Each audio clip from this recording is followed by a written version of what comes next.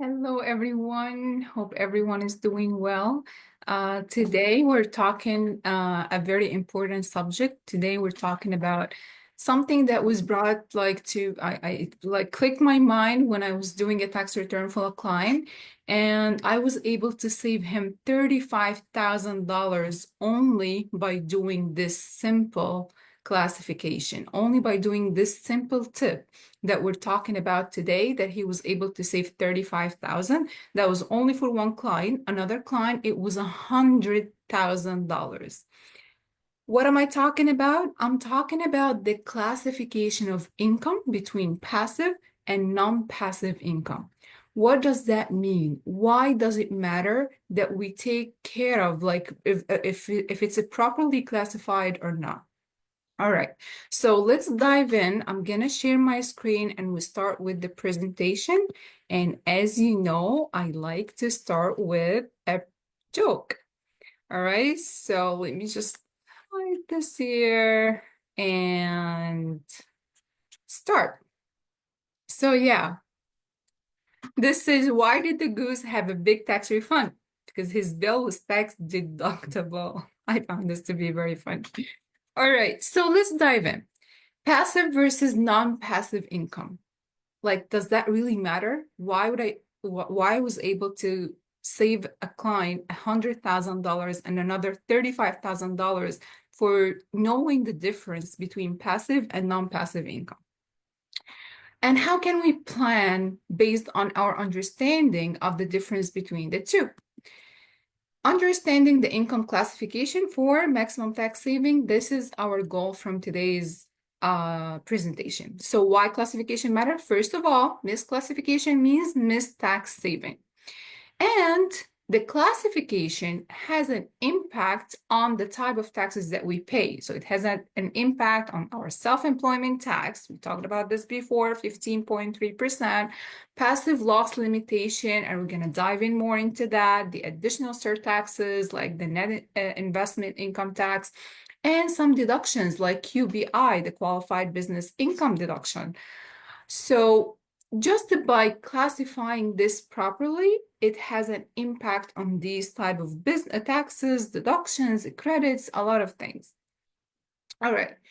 And it helps us to properly plan. And we're gonna say how we can do that. All right, so let's start with the non-passive income. Non-passive income is you materially participate in a trade or business.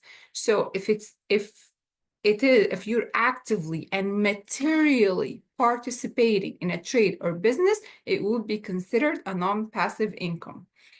All right, bear with me. Common example, like W-2 wages, like your self-employment business, self-employment income from your sole prop, or if you're having a corporation or LLC, you're actively involved in the business.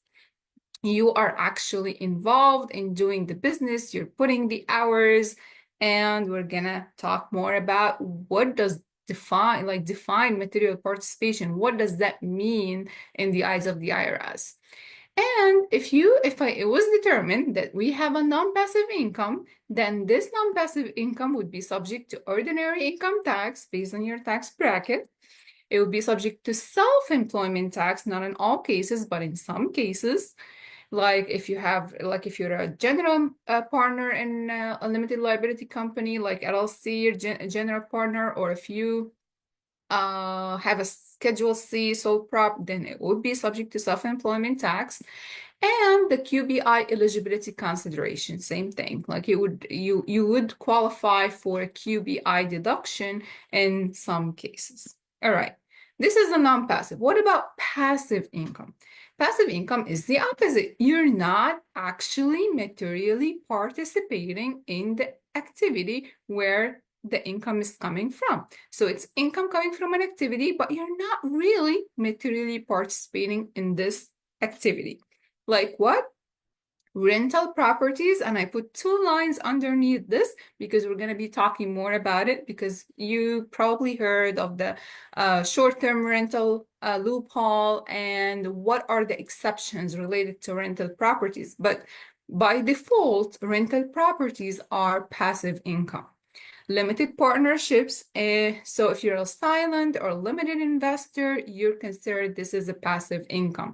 If you're putting money in like ETF or like alternative investment or something like that, if you're investing in some fund like that, you would be considered a limited partner, you would be considered a limited investor, you would be considered receiving passive income. All right, so these are common examples, and it would be subject to ordinary income tax, subject like to based on your tax bracket and based on what type of income. No self-employment tax, but instead there is something called net investment income tax, and it doesn't apply in all cases, but in some, and we're also going to talk more about it. All right, so that's the definition between passive and non-passive income. So who determines, who decides if I'm actually active, non-passive, or passive? The IRS. The IRS has definitions or has 7 key tests. I want to just focus your attention on maybe 2 of them. First one is 500 plus hours of participation. You're doing a year. Of course, we're talking about during the year, you're putting more than 500 hours in this business. You substantially or participation means like you did most of the work in this activity. 100 plus hours if nobody else did more than you. So if you put 100 hours, but somebody else put 150, then you would fail the test. But if you did 100 hours and somebody else did 90, then you would qualify. All right, so there are a couple of tests and there are a couple others that I don't want to bother you with. All right, so material participation that the IRS decide if you're active or passive. Keep this in mind. All right. All right. What again, let's say, why does it matter? If it's a passive activity, if it's a passive income, or in this case, if I'm having passive losses, is there a limit? Yes, there is. Passive losses can only offset passive income. You cannot use passive losses to reduce W-2 or active business income. So if you're having a rental property that's been generating losses due to depreciation, it wouldn't really help you to offset your W-2 income, your active business income, your S corporation income. It wouldn't help in this case. So it's important for me to know what type of activity you have, what type of business you have. Is it passive or non-passive? To plan accordingly. So that's one thing. What happened to the unused losses? You don't lose it, but it gets carried forward to a year where you would have passive income to keep offsetting this passive losses, then it will make sense. Sometimes it helps in a year when you have high capital gain and from the sale of the property, then in this case, it would help you all the carried forward losses would offset this capital gain, and you find yourself, you made a high capital gain, but you didn't pay much taxes on it because of the carried forward unused losses. All right. There is an exception for real estate professionals, and we're going to define this later as well. And active participation in rentals, which we call it the special 25K rule, and we'll talk more about it in another slide. Self-employment tax consideration, we said that non-passive income is subject to self-employment tax, the 15.3. I'm not going to spend much time on that. But of course, knowing this helps us to do entity structure, to do some tax planning to avoid the self-employment tax. Net investment income tax is, we said that this is a surtax on the passive income and it's only applicable for high earners. What is the definition of that? It's a 200K if you're single, 250 for married filing jointly. And depends on the income type, of course, it's impacted. So if it's a non-passive, you don't have net investment income tax. So also there is planning opportunity there to manage the threshold and to plan what kind of investment we want to put our money in.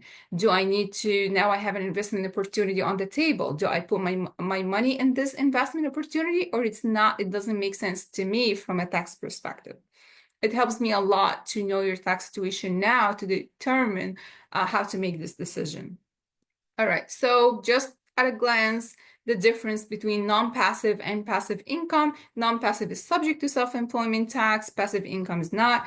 Passive loss limitations, of course, this is only in case of passive income, subject to net investment income tax. That's also passive income only, and it's only if it's over the limits. QBI eligible, non-passive income is eligible. Passive income, we'll talk more about it. All right. So there is something that you may hear about, which is called active participation. And active participation is a little different from material participation. It's a lower standard than material participation. There are some requirements for it. You must own at least 10% of the rental property. You must make management decisions. So you're approving new tenants, you're setting rental terms, you're authorizing repairs, you're making management decisions. You don't need to put in 500 plus hours. You just need to be involved in a meaningful way. And if you qualify under that, there is a $25,000 special allowance that up to $25,000 in rental real estate losses can be offsetting your non-passive income, like the way your W-2, your business income, you get up to $25,000 of losses. Any amount that exceeds this, if you have a rental real estate loss of like 50K, you only get to deduct the 25K. And the remaining carries forward, but at least you're getting something as opposed to zero. Does that apply all the time? Unfortunately not. For high earners, even this allowance does not work. It starts to phase out on $100,000 modified adjusted gross income, MAGI, and it's completely phased out at 150,000 MAG. So unfortunately for high earners, even this, it doesn't help. You get stuck with the rental real estate losses if it's a passive activity. All right, so to get it to be a non-passive, there is something called real estate professional status. So what's a real estate professional? Who would qualify under that? To even have a chance to make your rental losses non-passive, you must spend 750 plus hours in real property trade and business, trade or business, and you spend more than 50% of all your personal service time on those real estate activities, including development, construction, acquisition, conversion, management, leasing, brokerage, whatever it is, that would help you to qualify for a real estate professional. Of course, this is something very tough to qualify for if you are a full-time W-2 employee. But if it happens and you're a real estate agent or a broker, then here you go. You most likely qualify if you're actively and materially participating in the rental estate activity. All right, so the short-term rental loophole that we all hear about is a powerful tax strategy where income from Airbnb and variable style rentals can be treated as a non-passive. Non-passive, and remember, sometimes, and we said that non-passive is subject to self-employment. Sometimes it may be even exempt from self-employment tax without the needing to qualify as a real estate professional. How? So the key rule is the 7-day test. 7-day test, a rental activity is not considered a rental for passive loss rule if the average customer stay is 7 days or less. That's why we always say Airbnb, variable, because most of the time the average, like we're taking an average over the entire year. So if one customer stayed for 10 days and the other stayed for 3, you still qualify. You know what we mean? So you take an average. You don't take just every single one.